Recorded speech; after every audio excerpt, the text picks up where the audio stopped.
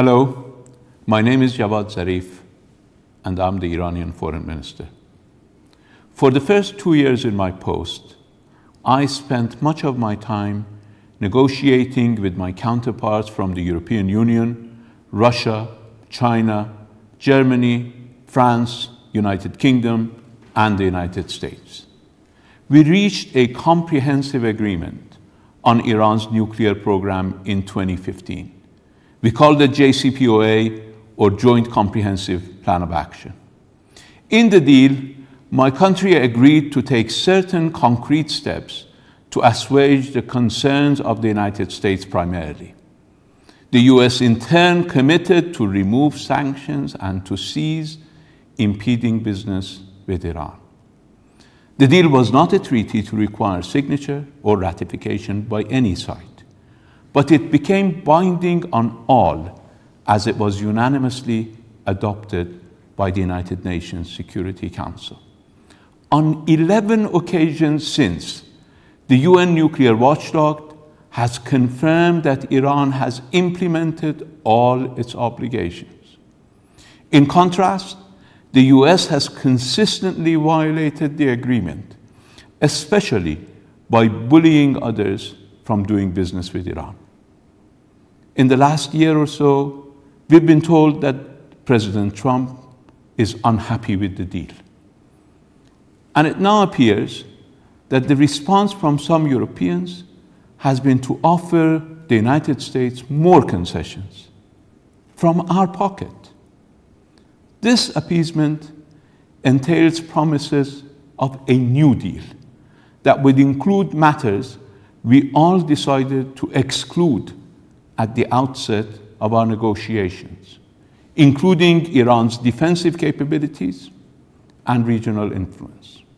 But please understand, on both issues, it is Iran and not the West that has serious grievances and much to demand.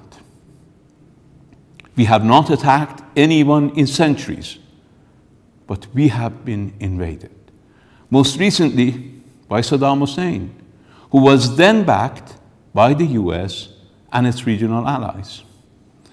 The West even actively prevented us from buying rudimentary means of defense, even as Saddam Hussein showered both Iranian civilians and soldiers with chemical weapons. Despite that haunting experience, we still spend a fraction of countries like Saudi Arabia and the United Arab Emirates on defense. And our missiles have a shorter range than those of Saudi Arabia.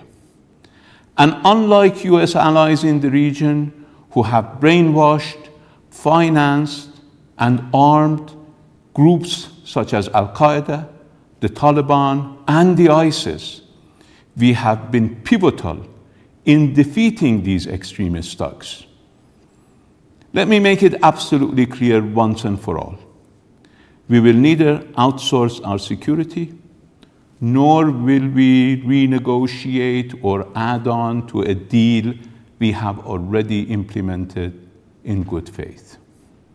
To put it in real estate terms, when you buy a house and move your family in, or demolish it to build a skyscraper, you cannot come back 2 years later and try to renegotiate the price.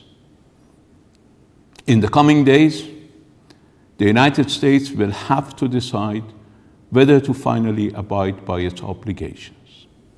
Iran stands firm in the face of futile attempts at bullying. But if the US continues to violate the agreement, or if it withdraws altogether, we will exercise our right to respond in a manner of our choosing. Bluster or threats won't get the US a new deal, particularly as it is not honoring the deal it has already made. Relying on cartoonish allegations, rehashed from more than a decade ago and dealt with by the IAEA, to make a case for nixing the deal has fooled no one.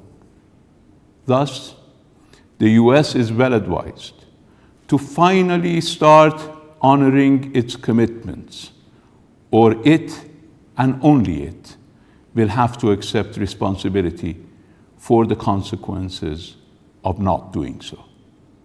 Thank you for listening, and good day.